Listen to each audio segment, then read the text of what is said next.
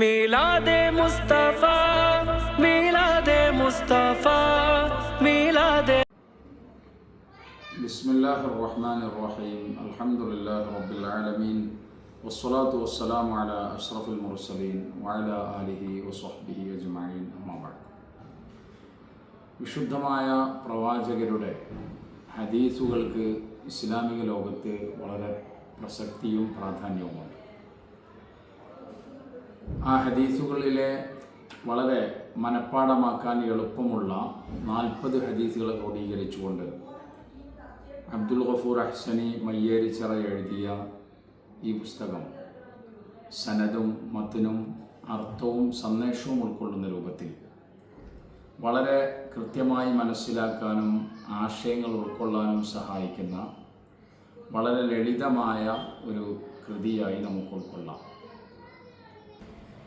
മനഃപ്പാഠമാക്കാൻ എളുപ്പമുള്ള 40 ഹദീസുകൾ എന്ന പുസ്തകം വളരെ പ്രസക്തവും വളരെ പ്രായോഗികവുമായ രൂപത്തിൽ നമുക്കും നമ്മുടെ മക്കൾക്കുമൊക്കെ പ്രവാചക വചനങ്ങളെ ഉൾക്കൊള്ളാനുള്ള സൗകര്യത്തിൽ വളരെ ബൈഹാർട്ട് ചെയ്യാൻ സൗകര്യമായ ചെറിയ ചെറിയ ഹദീസുകൾ ക്രോഡീകരിച്ച് അതിൻ്റെ അർത്ഥങ്ങളും ചെറിയ രൂപത്തിൽ വിശദീകരിച്ച നല്ലൊരു പുസ്തകമായി ഉൾക്കൊണ്ട് ഇത് വായിക്കാനും പ്രചരിപ്പിക്കാനും എല്ലാവരും ശ്രമിക്കണമെന്ന് മാത്രം അറിയിച്ചു. ആഖിറു ദഅവാന അനിൽ ഹംദുലില്ലാഹി റബ്ബിൽ ആലമീൻ.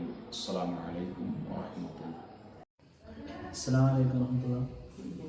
40 ഹദീസുകൾ എന്നുള്ള പുസ്തകമാണ്. 40 ഹദീസുകളാക്കാനുള്ള പ്രാധാന്യം എന്താണ്? ഒന്നിനെ 10 അല്ലെങ്കിൽ 100 ആക്കിപ്പോയി. എന്തുകൊണ്ടാണ് 40 എന്ന് ഒരു സംഖ്യ തിരഞ്ഞെടുക്കാൻ കാരണം? 40 ഹദീസുകൾ എന്നതിന് പ്രത്യേകമായ ഒരു പ്രാധാന്യമുണ്ട്. ഹദീസുകളുടെ പ്രാധാന്യം നമ്മൾ മനസ്സിലാക്കിയല്ലോ. 40 ഹദീസ് ഒരുമിച്ച് കൂട്ടിയ ഒരാൾക്ക്, അത് വ്യത്യസ്തമാക്കുകയും ചെയ്ത ആളുകൾക്ക് വലിയ പണ്ഡിതന്മാരുടെ കൂട്ടത്തിൽ ഉൾപ്പെടുത്തുമെന്നും ആകാശലോകത്ത് വലിയ അംഗീകാരം ലഭിക്കുമെന്നും ഒക്കെ ഹദീസിലുണ്ട്. ഇമാം നവവി റളിയല്ലാഹു അൻഹു മഹാനവറുകളുടെ 40 ഹദീസാണ് ഈ വിഷയത്തിൽ വളരെ പ്രശസ്തമായത്, ലോകപ്രസിദ്ധമായത്. 40 ഹദീസുകൾ ധാരാളമുണ്ട്.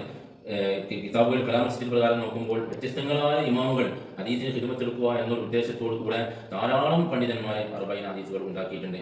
അത് തന്നെ ഒരേ വിഷയത്തിലുള്ള ഹദീസുകൾ ക്രോഡീകരിച്ചുകൊണ്ട് 40 ഹദീസുകൾ ഉണ്ടാക്കിയ പണ്ഡിതന്മാരുണ്ട്. വ്യത്യസ്ത വിഷയങ്ങളിലുള്ള ഹദീസുകൾ ക്രോഡീകരിച്ച പണ്ഡിതന്മാരുണ്ട്. ഇമാം നവവി റളിയല്ലാഹു അൻഹു തന്നെ പ്രാധാന്യം കൊടുത്തിട്ടുള്ളത് ഇസ്ലാമിന്റെ അടിസ്ഥാന തത്വങ്ങൾ, അതുമായി ബന്ധപ്പെട്ട എല്ലാ കാര്യങ്ങളും ഉൾക്കൊണ്ടിട്ടുള്ള ഒരു ഗ്രന്ഥമാണ് ഇമാം നവവി റളിയല്ലാഹു അൻഹു തന്റെ വളരെ പ്രസിദ്ധമായ ഹദീസ് എന്ന 40 ഹദീസിൽ ഉൾക്കൊള്ളിച്ചിട്ടുള്ളത്. ആ 40 ഹദീസിൽ ധാരാളം വ്യാഖ്യാന ഗ്രന്ഥങ്ങൾ, ശറഹുകൾ ഇറങ്ങിയിട്ടുണ്ട്. ഏറ്റവും പ്രധാനമായത് ഇബ്നു ഹജർ ഹൈതമി റഹിമഹുള്ളയുടെ ഗ്രന്ഥമാണ്. ഈ വിഷയത്തിൽ 40 ഹദീസുകളെ സംബന്ധിച്ചിടത്തോളം ഈ പറയപ്പെട്ട പ്രാധാന്യങ്ങൾ ധാരാളം ഉണ്ടെങ്കിലും ഇമാം നവവി റളിയല്ലാഹു അൻഹു ആ 40 ഹദീസിനെ ഒരു പ്രസിദ്ധമായ ആമുഖം എഴുതിയിട്ടുണ്ട്. ആ ആമുഖത്തിൽ മഹാനവറുകൾ പറയുന്നത് 40 ഹദീസുകൾ ഒരുമിച്ച് കൂട്ടിയാൽ വലിയ പ്രതിഫലം ഉണ്ടെന്ന് അറിയിക്കുന്ന ഹദീസുകൾ ഉണ്ടെങ്കിലും അതിന്റെ സനദുകൾ പലതും ദഈഫാണ്. അതുകൊണ്ട് എൻ്റെ പിടുത്തം അതിലല്ല.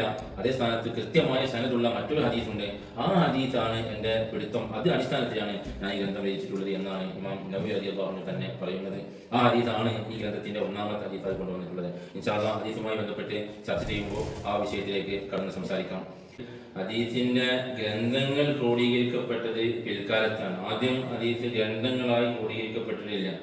പിന്നീട് ഹദീസിന്റെ ഗ്രന്ഥങ്ങൾ ക്രോഡീകരിക്കപ്പെട്ടപ്പോൾ തന്നെ വ്യത്യസ്തങ്ങളായ ഇനം ഹദീസ് ഗ്രന്ഥങ്ങൾ ക്രോഡീകരിക്കപ്പെട്ടിട്ടുണ്ട്. ജാമി, മുസ്നദ്, അങ്ങനെ വ്യത്യസ്തങ്ങളാണ്. അതിൽപ്പെട്ട ഒരു ഇനമാണ് യഥാർത്ഥത്തിൽ 40 ഹദീസുകൾ എന്നുള്ളത്. ഇങ്ങനൊരു പുസ്തകം ഉണ്ടാക്കണമെന്ന് തോന്നാൻ കാരണം എന്താണ്?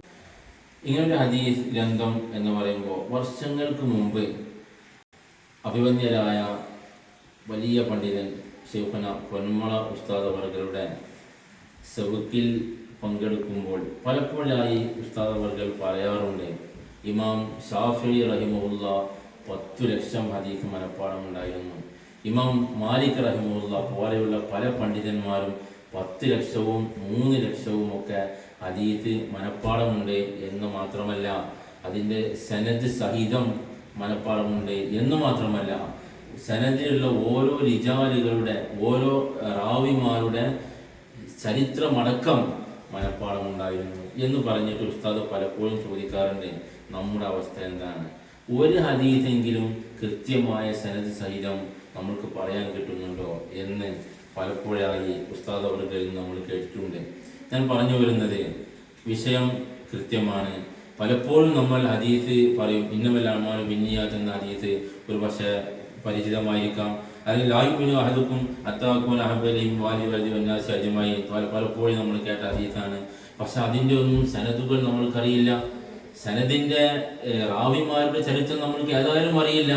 അപ്പോൾ ഞാൻ ചിന്തിച്ചു, എങ്കിൽ ആ രൂപത്തിൽ കൃത്യമായ മനഃപ്പാഠമാക്കാൻ പറ്റിയ ചെറിയ കുറച്ച് ഹദീസുകൾ കണ്ടെത്തുകയും അതിൻ്റെ കൃത്യമായ സനദുകൾ രേഖപ്പെടുത്തുകയും ചെയ്താൽ നമ്മൾക്ക് അതെങ്കിലും മനഃപ്പാഠമാക്കാൻ കഴിയുമല്ലോ എന്ന് ഞാൻ ചിന്തിച്ച് അതിലേക്ക് ഇറങ്ങിയപ്പോഴാണ് അറിയുന്നത് 40 ഹദീസുകൾ എന്ന ഒരു ഇനം തന്നെയുണ്ട് എന്ന് മാത്രമല്ല അതിൽ ധാരാളം പണ്ഡിതന്മാരെ ഹദീസ് ഗ്രന്ഥങ്ങൾ രചിച്ചിട്ടുമുണ്ട് എന്ന് മനസ്സിലായത്. അതുമുതലാണ് ഈ ഒരു ഗ്രന്ഥം ഉണ്ടാക്കാനുള്ള പ്രചോദനം ഉണ്ടായത്. ഒരുപാട് 40 ഹദീസിന്റെ ഗ്രന്ഥങ്ങൾ ഇറങ്ങിയിട്ടുണ്ടെന്നാണ്. ഇതിൽ നിന്നൊക്കെ ഈ ഗ്രന്ഥത്തിന് എന്താണ് വ്യത്യസ്തമാക്കുന്നത്? ഇൻഷാ അല്ലാഹ് ധാരാളം 40 ഹദീസിന്റെ ഗ്രന്ഥങ്ങൾ ഇറങ്ങിയിട്ടുണ്ട്. അറബി ഭാഷയിൽ ഒട്ടേറെ 40 ഹദീസിന്റെ ഗ്രന്ഥങ്ങൾ ഇറങ്ങിയിട്ടുണ്ട്. മലയാള ഭാഷയിൽ തന്നെയും 40 ഹദീസിന്റെ ഗ്രന്ഥങ്ങൾ ഇറങ്ങിയിട്ടുണ്ട്. അറബി ഭാഷയിൽ ശൈഖുന സുൽത്താനുൽ ഉലമ ഉസ്താദ് അവരുടെ ഒരു 40 ഹദീസിന്റെ ഗ്രന്ഥം 2-3 വർഷങ്ങൾക്ക് മുമ്പ് ഇറങ്ങിയിട്ടുണ്ട്. അങ്ങനെ ധാരാളം ഹദീസിന്റെ ഗ്രന്ഥങ്ങളുണ്ട്. മലയാള ഭാഷയിൽ ഉള്ള 40 ഹദീസുകളുടെ കൂട്ടത്തിൽ ഈ കൃതിക്ക് ഏറ്റവും പ്രധാനമായി 6 പ്രത്യേകതകളാണുള്ളത്. ഒന്നാമതായി, ഈ ഹദീസുകളെല്ലാം എടുക്കപ്പെട്ടുള്ളത് ചെറിയ ചെറിയ ഹദീസുകളാണ്. കാരണം 40 ഹദീസുകൾ മനഃപ്പാഠമാക്കുന്നതിൻ്റെ ഒരു പ്രാധാന്യമാണ് നമ്മൾ പരാമർശിച്ചത്. എങ്കിൽ മനഃപ്പാഠമാക്കാൻ എളുപ്പമുള്ളത് വളരെ ചെറിയ ഹദീസുകളാണല്ലോ. അപ്പോൾ അതുകൊണ്ട് തന്നെ ഏറ്റവും ചെറിയ ഹദീസുകൾ നോക്കിയിട്ടാണ് ഇത് തിരഞ്ഞെടുത്തിട്ടുള്ളത്. രണ്ടാമതായി, ഓരോ ഹദീസുകളുടെയും മലയാള സാരം, ഏറ്റവും മർമ്മമായ അതിൻ്റെ അർത്ഥം അത് വേറെയായി നൽകപ്പെട്ടിട്ടുണ്ട്. അതിൽ നിന്നും പഠിക്കാനുള്ള പാഠങ്ങൾ അത് സന്ദേശം എന്ന രൂപത്തിൽ വേറെയായി മലയാള ഭാഷയിൽ തന്നെ കൃത്യമായി നൽകപ്പെട്ടിട്ടുണ്ട്. മൂന്നാമതായി, ഈ ഗ്രന്ഥത്തിലുള്ള ഓരോ ഹദീസുകളും എടുത്തിട്ടുള്ളത് ഏറ്റവും വിശ്വസ്തമായ ശിഹാബ് ഉൾപ്പെടെയുള്ള ഗ്രന്ഥങ്ങളിൽ നിന്ന് മാത്രമാണ് എന്നത് ഇതിൻ്റെ ഒരു പ്രത്യേകതയാണ്. നാലാമതായി, ഓരോ ഹദീസുകളും ആത്മീയമായ ഉണർവുണ്ടാക്കുന്ന, ആത്മസംസ്കരണത്തിന് ഉതകുന്ന ഹദീസുകൾ മാത്രമാണ്. ഈ വിഷയവുമായി ബന്ധപ്പെട്ട് നമ്മൾ മുഅ്മിനീങ്ങളാവുമ്പോൾ ജീവിതത്തിലെ പല വിഷയങ്ങളുമായി ബന്ധപ്പെട്ട് ജീവിക്കുന്നതിനിടയിൽ നമ്മുടെ ആത്മീയമായ ചിട്ടകളിൽ കുറവ് വരുന്ന സന്ദർഭങ്ങളിൽ ആ വിഷയവുമായി ബന്ധപ്പെട്ടുള്ള ഈ ഹദീസുകൾ അത് നമ്മെ ഉണർത്തിക്കൊണ്ടേയിരിക്കും. ആ രൂപത്തിൽ ആത്മീയമായ ഉപദേശങ്ങൾ ഉൾക്കൊള്ളുന്ന ഹദീസുകളാണ് ഇതിൽ ഉൾക്കൊള്ളിച്ചിട്ടുള്ളത്. മാത്രവുമല്ല, ഇതിൽ ഏറ്റവും പ്രധാനമായി ഓരോ ഹദീസുകളുടെയും സനദുകൾ കൃത്യമായി നൽകപ്പെട്ടു എന്നുള്ളതാണ് ഏറ്റവും പ്രധാന ഘടകം. മറ്റു വ്യത്യസ്തങ്ങളായ ഹദീസ് ഗ്രന്ഥങ്ങളിൽ കൃത്യമായ സനദുകൾ നൽകപ്പെട്ടിട്ടില്ല. അതേ സ്ഥാനത്ത് ഓരോ ചെറിയ ഹദീസ് ആ ഹദീസിന്റെ തന്നെ കൃത്യമായ സനദ് കണ്ടെത്തി ഈ ഗ്രന്ഥത്തിൽ കൃത്യമായി നൽകപ്പെട്ടിട്ടുണ്ട്. ഏറ്റവും അവസാനമായി, ഓരോ പാഠത്തിലും ഓരോ അധ്യായത്തിലും അതിൻ്റെ അവസാന ഭാഗത്ത് ആ ഹദീസിന്റെ ക്രമ നമ്പറും അതിൻ്റെ ശറഹിന്റെ പേജ് നമ്പറും കൃത്യമായി നൽകിയിട്ടുണ്ട്. കൂടുതൽ പഠിക്കാൻ ആവശ്യമുള്ള ആളുകൾക്ക് വളരെ എളുപ്പത്തിൽ അവ നോക്കി മനസ്സിലാക്കാൻ പറ്റുന്നതാണ്. ഇതാണ് ഏറ്റവും പ്രധാനമായി ഈ ചെറിയ കൃതിക്കുള്ള 6 പ്രത്യേകതകൾ. നേരത്തെ പറഞ്ഞല്ലോ, ഓരോ ഹദീസുകളുടെയും കൃത്യമായ സനദുകൾ ഇതിൽ നൽകപ്പെട്ടിട്ടുണ്ട്. ഈ ഹദീസുകളുടെ സനദുകൾക്ക് ഇത്ര പ്രാധാന്യമുണ്ടോ? സനദുകൾക്ക് വലിയ പ്രാധാന്യമുണ്ട്. ഇമാം മുസ്ലിം റഹിമഹുല്ലാ പറഞ്ഞത് കാണാം, ഇന്നൽ ഇസ്നാദ മിനദ് ദീനി. സനദുകൾ എന്നുള്ളത് ദീനിൻ്റെ പ്രധാന ഘടകമാണ്. സനദുകൾ എന്ന് പറയുമ്പോൾ അഷ്റഫുൽ ഖൽഖ് സല്ലല്ലാഹു അലൈഹി വസല്ലമ തങ്ങൾ ഈ ഹദീസ് ഏത് സ്വഹാബിക്ക് പറഞ്ഞു കൊടുത്തു, അഥവാ ഏത് സ്വഹാബി കേട്ടു, ആ സ്വഹാബിയിൽ നിന്ന് പിന്നെ ആര് കേട്ടു, അവരിൽ നിന്ന് ആര് കേട്ടു, താബിഈ മുഖേന ഏറ്റവും പ്രധാനമായി ഇമാം ബുഖാരി റഹിമഹുല്ല, മുസ്ലിം റഹിമഹുല്ല പോലെയുള്ള വലിയ മുഹദ്ദിസുകളിലേക്ക് എങ്ങനെയാണ് എത്തിയത് എന്ന ആ ശൃംഖലയാണ്, ആ ശ്രേണിയാണ് ഇതിൽ പരാമർശിക്കുന്നത്. മഹാനായ ഇബ്നു സീരീൻ റഹിമഹുല്ല പറഞ്ഞത് കാണാം, ആദ്യകാലങ്ങളിൽ ഞങ്ങൾ സനദുകളൊന്നും ചോദിക്കാറില്ലായിരുന്നു. പിന്നീട് പല കുഴപ്പങ്ങളും വന്നപ്പോൾ ഏത് ഹദീസ് കേട്ടാലും ഞങ്ങൾ പറയും സമ്മൂലന റിജാലിക്കും, നിങ്ങൾ അതിൻ്റെ റിജാലുകളെ പറഞ്ഞു തരൂ, ആളുകളെ പറഞ്ഞു തരൂ എന്ന് പറയും. എന്നിട്ട് ആ റിജാലുകൾ വിശ്വസ്തരാണ് എന്നുണ്ടെങ്കിൽ മാത്രം ആ ഹദീസ് എടുക്കും, അല്ലെങ്കിൽ ഒരിക്കലും ആ ഹദീസ് എടുക്കുകയില്ല. മാത്രവുമല്ല, ഇമാം ബുഖാരി റഹിമഹുല്ല വലിയ മുഹദ്ദിസാണല്ലോ. ഇമാം ബുഖാരി റഹിമഹുല്ല ചെറിയ പ്രായത്തിൽ തന്നെ വലിയ മുഹദ്ദിസായപ്പോൾ ധാരാളം പണ്ഡിതന്മാർ മഹാനവറുകളെ ഒന്ന് പരിശോധിക്കാൻ വേണ്ടി വന്നു. എന്നിട്ട് ധാരാളം പണ്ഡിതന്മാർ ചുറ്റുഭാഗത്ത് ഇരിക്കുകയും അവരെ ഓരോ ഹദീസുകളും അതിൻ്റെ സനദുകൾ പരസ്പരം മാറ്റിമറിച്ച് ബുഖാരി റഹിമഹുല്ലയുടെ മുമ്പിലേക്ക് ഇട്ടുകൊടുത്തു. ഇമാം ബുഖാരി റഹിമഹുല്ല നിശബ്ദമായി എല്ലാം കേട്ടി നിന്നു. അവസാനം പറഞ്ഞു, നിങ്ങൾ പറഞ്ഞ ഹദീസ് നിങ്ങൾ പറഞ്ഞ സനദിൻ്റെതാണ്, നിങ്ങൾ പറഞ്ഞ ഹദീസ് നിങ്ങൾ പറഞ്ഞ സനദിൻ്റെതാണ്. ഓരോ ഹദീസുകളും അതാത് സനദിലേക്ക് മടക്കി കൊടുത്തു. ഇത്രയും പ്രാധാന്യമാണ് സനദുകൾക്ക് ഉള്ളത്. ഇനി മാത്രവുമല്ല, സനദുകളിൽ ആളുകൾ ചുരുങ്ങിയ സനദ് സുലാസിയാത്ത് 3 ആളുകളിലൂടെ മാത്രം ലഭിച്ച ഹദീസുകൾ, അതിന് വളരെയേറെ പ്രാധാന്യമുണ്ട്. പല സ്വഹാബിമാരും ഒരു ഹദീസ് കിട്ടിക്കഴിഞ്ഞാൽ ആ ഹദീസിന് വളരെ ചുരുങ്ങിയ സനദുണ്ടോ എന്ന് തേടി മാത്രം, ഹദീസ് കൃത്യമായി കിട്ടിക്കഴിഞ്ഞു, എന്നാൽ അതിന് കൃത്യമായ സനദും കിട്ടിക്കഴിഞ്ഞു, അതിലപ്പുറം ഇനി സുലാസിയായ സനദുണ്ടോ എന്ന് പരിശോധിച്ചു ധാരാളം യാത്രകൾ ചെയ്തിട്ടുണ്ട്. അങ്ങനെയുള്ള പല മുഹദ്ദിസുകളും ഉണ്ട്. എന്നിട്ട് സുലാസിയായ ഒരു സനദ്, തൻ്റെ കയ്യിലുള്ള ഒരു ഹദീസിന് സുലാസിയായ ഒരു സനദ് കിട്ടിക്കഴിഞ്ഞാൽ പിന്നെ വലിയ സന്തോഷമായിരുന്നു. അത്രയും പ്രാധാന്യം സനദുകൾക്കുണ്ട്.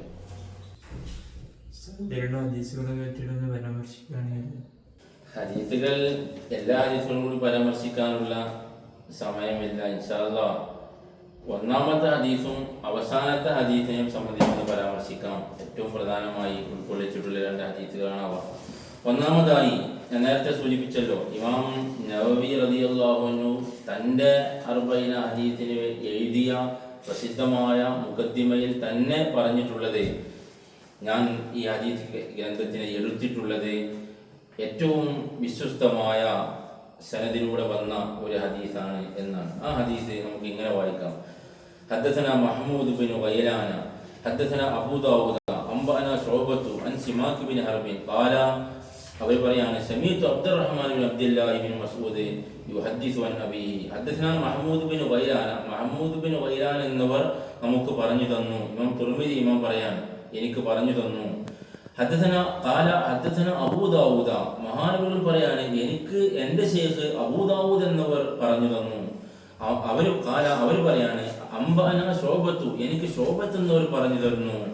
അൻ സിമാക് ബിൻ ഹർബിൻ, അദ്ദേഹം ഇത് പറയുന്നത് സിമാക് ബിൻ ഹർബ് റഹിമഹുള്ളയെ സംബന്ധിച്ചാണ്. ഖാല, അവർ പറയാണ്, സമീഅതു Abdulrahman bin Abdullahi bin Masood റളിയല്ലാഹു അൻഹു. അബ്ദുല്ലാഹി ബിൻ മസ്ഊദ് തങ്ങൾ വളരെ പ്രസിദ്ധമായ സ്വഹാബിയാണ്. ആ സ്വഹാബി പറഞ്ഞു തന്നു. യുഹദ്ദിസു, മഹാനവറുകൾ തന്നെ പറയുന്നത്, അൻ അബീഹി, തൻ്റെ പിതാവ് പറഞ്ഞു കൊടുത്തു എന്നാണ്. ആ പിതാവ് പറഞ്ഞത് എന്താണ്? ഖാല, മഹാനവറുകൾ ആ പിതാവ് പറയാണ്, സമീഅതു റസൂലുള്ളാഹി സ്വല്ലല്ലാഹു അലൈഹി വസല്ലം യഖൂലു, അല്ലാഹുവിൻ്റെ റസൂൽ പറയുന്നത് ഞാൻ നേരിട്ട് കേട്ടു. നദ്ദറല്ലാഹു ഇംറഅൻ സമീഅ മിന്നാ ശൈഅൻ ഫബല്ലഗഹു കമാ സമീഅഹു ഫറുബ മുബല്ലഗിൻ ഔ ആമിൻ സാമീൻ. നദ്ദറല്ലാഹു ഇംറഅൻ സമീഅ മിന്നാ ശൈഅൻ, വ്യത്യസ്തങ്ങളായ റിവായത്തുകളിലൂടെ ഈ ഹദീസ് തന്നെ വന്നിട്ടുണ്ട്.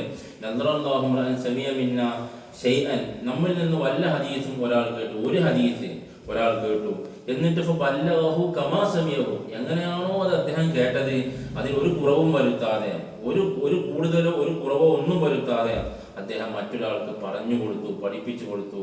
എന്നാൽ ആ അന്ത്യനാളിൽ അദ്ദേഹത്തിന്റെ മുഖം പ്രകാശിക്കുമെന്നുള്ളതാണ്. മാത്രമല്ല, ഔ സാമീൻ, എത്രയോ എത്തിച്ചു കൊടുക്കപ്പെട്ട ആളുകൾ കേട്ട ആളുകളെക്കാൾ കൂടുതൽ ഹൃദിസ്ഥമാക്കുന്നവരായ ആളുകളുണ്ട്. നമ്മുടെ വിഷയം നദ്ദറല്ലാഹു ഇംറഅൻ സമീഅ മിന്നാ ശൈഅൻ, ഒരൊറ്റ ഹദീസ് മാത്രം കൃത്യമായി പഠിക്കുകയും അത് ഒരു കുറവും വരുത്താതെ അത് മറ്റുള്ള ആളുകൾക്ക് പഠിപ്പിച്ചു കൊടുക്കുകയും ചെയ്താൽ അള്ളാഹു നൽകുന്ന പ്രതിഫലം എത്രയാണ്! ആ അന്ത്യനാളിൽ ധാരാളം ആളുകൾ പ്രതിസന്ധിയിൽ അകപ്പെടുന്ന ആ സമയം, എല്ലാ ആളുകളുടെയും മുഖം ഭയചകിതമായി മുഖം ചുവക്കുന്ന ആ സമയം, ഈ ഹദീസ് പഠിപ്പിച്ചു കൊടുത്ത ആളുകളുടെ മുഖം പ്രകാശിച്ചു കൊണ്ടേയിരിക്കും. അത്രയും പ്രാധാന്യമാണ് ഒരു ഹദീസ് കൃത്യമായി പഠിച്ച് മറ്റുള്ളവർക്ക് പഠിപ്പിച്ചു കൊടുത്ത ആളുകളുടെ പ്രതിഫലം. ഇനി ധാരാളം ഹദീസുകൾ അതുപോലെ വ്യത്യസ്തമായ ഹദീസുകൾ ഉൾക്കൊള്ളിച്ചിട്ടുണ്ട്. നമുക്ക് പരിചയമുള്ളതും ഇല്ലാത്തതുമായ വ്യത്യസ്ത ഹദീസുകൾ ഉൾക്കൊള്ളിച്ചിട്ടുണ്ട്. അല്ലാഹു സുബ്ഹാനഹു വ തആല ഇന്നല്ലാഹ ലാ യൻദുറു ഇലാ സുവരിക്കും അംവാലിക്കും, അല്ലാഹു തആല നിങ്ങളുടെ രൂപങ്ങളിലേക്ക് നോക്കുന്നില്ല, ധനത്തിലേക്ക് നോക്കുന്നില്ല, അല്ലാഹു നിങ്ങളുടെ ഹൃദയത്തിലേക്ക് മാത്രമാണ് നോക്കുന്നത് എന്ന ഹദീസുകളുണ്ട്. ഇന്നമിൻ ഉസ്വ ഇസ്ലാമിൽ മറി തർക്കുഹു മാ ലാ യാനി, ഏറ്റവും നല്ല മുസ്ലിം ആവുക അവന് ആവശ്യമുള്ളത് മാത്രം ശ്രദ്ധിക്കുകയും ചിന്തിക്കുകയും ചെയ്യുമ്പോഴാണ്. ഇങ്ങനെ വ്യത്യസ്തങ്ങളായ ധാരാളം ഹദീസുകളുണ്ട്. മാത്രമല്ല വളരെ പ്രസിദ്ധമായ ഒരു ഹദീസ് ലൈസൽ ഗിന കസ്റത്തിൽ അർദ് വലാകിനൽ ഗിന നഫ്സ്, ധാരാളം സമ്പത്തുണ്ടായതുകൊണ്ടോ ധാരാളം സൗകര്യങ്ങൾ ഉണ്ടായതുകൊണ്ടോ അവൻ ഐശ്വര്യവാനാവുകയില്ല. ഹൃദയത്തിന് സമാധാനം ഉണ്ടാവുമ്പോൾ മാത്രമാണ് അവൻ ഐശ്വര്യവാനാകുന്നത്. ആധുനിക മനഃശാസ്ത്രം ഈ വിഷയം കൃത്യമായി പഠിപ്പിച്ചുകൊണ്ടിരിക്കുകയാണ്. അവസാനമായി 40-ാമത്തെ ഹദീസ്, അത് വിശ്വാസി സമൂഹത്തിന് ഏറ്റവും പ്രതീക്ഷ നൽകുന്ന, മുഅ്മിനീങ്ങൾക്ക് വളരെയധികം സന്തോഷം നൽകുന്ന ഒരു ഹദീസാണ്. അതിന്റെ സനദ് വളരെ ചെറിയ ഹദീസുമാണ്. ആ ഹദീസ് ഞാൻ വായിക്കാം. ഹദ്ദസനാ ഇസ്മായിൽ എന്നവർ പറയാണ്, ഇമാം ബുഖാരി റഹിമഹുല്ലാഹ് പറയാണ്, നമുക്ക് ഇസ്മായിൽ എന്നവർ പറഞ്ഞു തരുന്നു. ഹദ്ദസനി മാലിക്കുൻ, അവർ പറയാൻ എനിക്ക് മാലിക് എന്നവർ പറഞ്ഞു തന്നു. അവർ പറയാൻ അബി സിനാദ് അവർ പറഞ്ഞു കൊടുത്തു. അലറജി എന്നവർ പറഞ്ഞു കൊടുത്തു. അബീ ഹുറൈറ റളിയല്ലാഹു അൻഹു, അബൂഹുറൈറ അറിയാത്ത പണ്ഡിത ലോകം ഇല്ല. അബൂഹുറൈറ പറഞ്ഞു കൊടുത്തു. മഹാനവർ പറയാണ്, അന്ന റസൂലുള്ളാഹി സ്വല്ലല്ലാഹു അലൈഹി വസല്ലം ഖാല, മുത്ത് റസൂലുള്ളാഹി പറയുന്നത് ഞാൻ നേരിട്ട് കേട്ടു. ലികുല്ലി നബിയിൻ ദഅവത്തുൻ യദഊ ബിഹാ ഉരീദു അൻ അഖ്തബി ദഅവതി ശഫാഅത്തൻ ലി ഉമ്മതി ഫിൽ ആഖിറ.